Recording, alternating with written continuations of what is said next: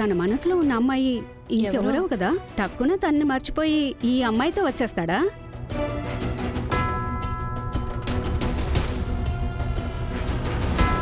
అయినా నువ్వు మరీను రవిబాబే కాదు, మన మీనానే అతన్ని ఒప్పుకోవట్లేదు. మీనా తన అన్న కూతురితో పెళ్లి చేద్దాం అనుకుంది, అది జరగలేదు. రవి కోరుకున్న అమ్మాయిని చేసుకోలేక, మీనా ఆశపడ్డ అమ్మాయిని చేయలేక తను తాళు కట్టించుకుంది. అలాంటప్పుడు ఎలా ఒకటవుతారు? ఝాన్సీ అమ్మ చూస్తున్నారా? మీ ముందే బంగారుని ఎన్నేసి మాటలు అంటున్నారో మీరు చూస్తూ మౌనంగా ఉన్నారేంటమ్మా? మీ స్టైల్లో నాలుగు తగిలించండి అమ్మా. మీకు అసలు వేరే పనే లేదా? కేడి, కాస్త కూల్గా ఉంటావా? ఓవర్గా మాట్లాడుకో. మాట్లాడాల్సింది మనం కాదు, వెయిట్ చేయి. ఏం మీనా, నీ కోడలే తెచ్చిస్తుందంటే నువ్వైనా చెప్పకూడదా? పెళ్ళయి పిల్లలు లేని చేతుల మీద నోరు ముయ్యండి. ఎక్కడికొచ్చి ఏం మాట్లాడుతున్నారు మీరు?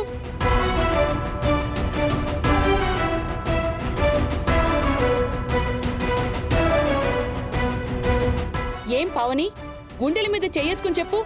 నీ జీవితం అంతా సంతోషంగా సాగుతోందా? నీ కోడలెక్కడుంది? చెప్పు, నీ కోడలెక్కడుంది? నీ కొడుకు ఒక్కడే కదా ఇంట్లో ఉంటున్నాడు. కోడల్ని ఇంట్లో నుంచి తరిమేసి ఒక్కదానివి ఇంట్లో పడున్నావు. నువ్వు నా గురించి మాట్లాడుతున్నావా?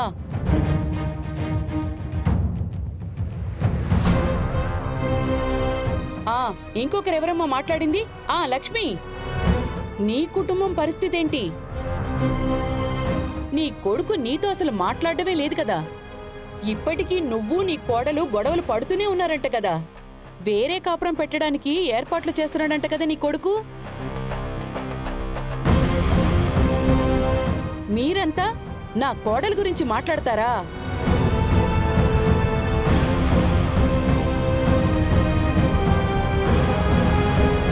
మీ కుటుంబాల గురించి మీరు చూసుకుంటే మంచిది. ఏంటి మీనా అలా మాట్లాడతావు? మేమంతా నీకు అయినోళ్ళమే కదా. కావచ్చు, అలా అని నా ముందే నా కోడల్ని తక్కువ చేసి మాట్లాడుతుంటే అది నేను వింటూ కూర్చోవాలా?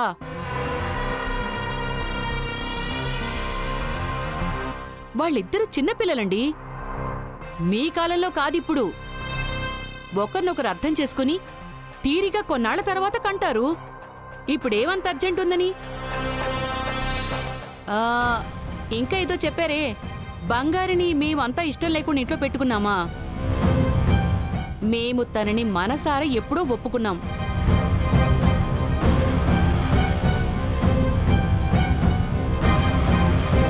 తను నా కొడుక్కి తగిన భార్యగానే ఉంది. నా కొడుకు నా కోడలు ఇద్దరు కలిసి సంతోషంగానే ఉంటున్నారు. మీరు మీ నోటికొచ్చిందంతా మాట్లాడకండి. మణిమా, పళ్ళని తీసుకో. బంగారి ఇవ్వు.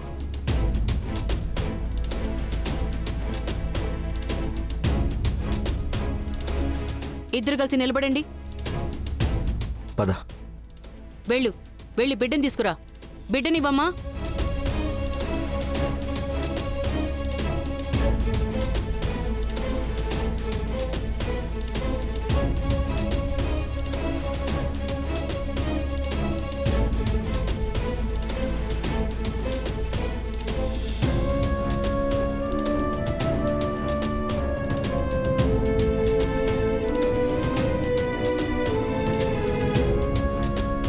తరువాత వంశం మీ వల్లనే ముందుకు వెళ్ళబోయేది. అందుకే మీ ఇద్దరికీ విభూతి పెట్టాను.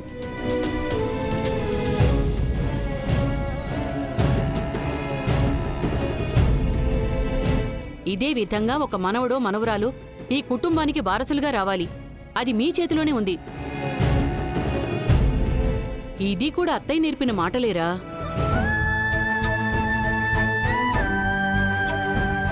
ఏం లక్ష్మి, ఇక మీదటి ఇలా ఎక్కడైనా మాట్లాడతావా? ఇంకెక్కడా మాట్లాడం మీనా, తెలియకుండా మాట్లాడేశాం. మమ్మల్ని వదిలే. ఇంకా బిడ్డను తీసుకోమ్మా.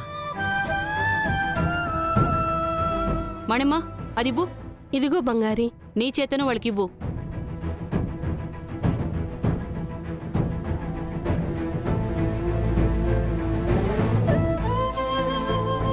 మరైతే మేము వస్తాము. సరే, సరే, వెళ్ళిరండి మేము అమ్మా. వెళ్ళొస్తాం. మంచిది. మంచిదమ్మా.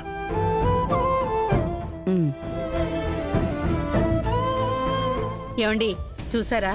కోడలికి ఏదైనా అయితే ఎలా అడ్డు నిలబడిపోతుందో మీనా. ఏమండి, పూర్తిగా మారిపోయిందండి మీ చెల్లెలు. ఛే!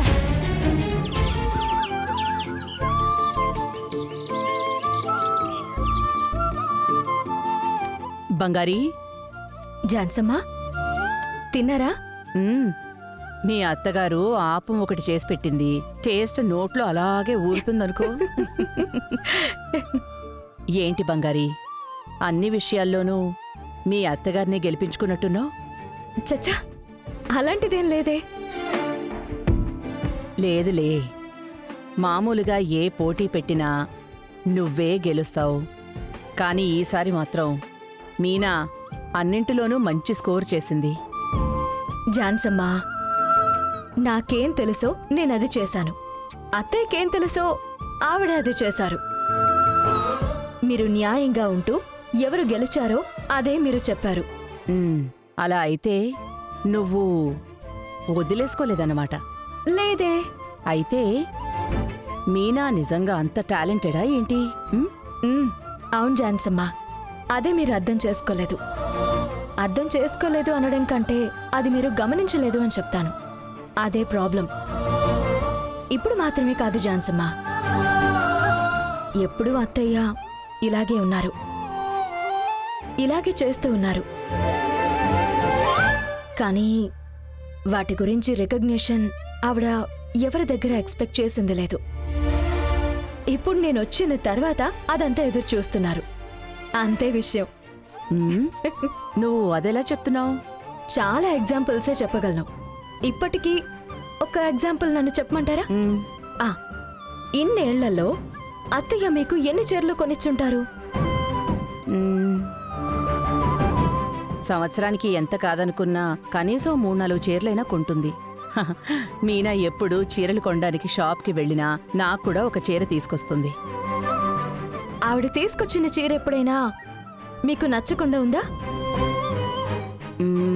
లేదే. ఆ, ఇదిగో ఇప్పుడు నేను కట్టుకునున్న ఈ చీర కూడా తను నాకు తీసుకొచ్చిచ్చింది. అద్దం ముందుకెళ్ళి నిలబడి చూసుకోండి, ఎంత సూపర్గా ఉన్నారో మీరు. అవును. ఆ, ఈ విషయంలో మీరు ఎప్పుడైనా అత్తని పొగిడారా? లేదు. మీకేది బాగుంటుందని అత్తయ్యకి తెలుసు అంటే మరి మిమ్మల్ని ఆవిడ అర్థం చేసుకున్నారనే కదా అర్థం. ఎప్పుడు మన కుటుంబానికి ఏం కావాలి, ఎవరికేం కావాలి అని చూసి చేసుకునే వాళ్ళే మా అత్తయ్య. అంటే దానికి రావాల్సిన రికగ్నిషన్ రాలేదు. ఎవరూ ఆవిడకి అసలు థ్యాంక్స్ చెప్పిందే లేదు. ఇప్పుడు దానికంటూ టైం వచ్చింది, అంతే. నువ్వు ఈ కుటుంబాన్ని మారుస్తావో లేదో, ఈ కుటుంబంలో ఎవ్వరికీ తెలియని చాలా విషయాలు నువ్వు నీ వైపు నుంచి చూస్తున్నావు. ఇప్పుడు తలుచుకుంటుంటే నాకే కష్టంగా ఉంది.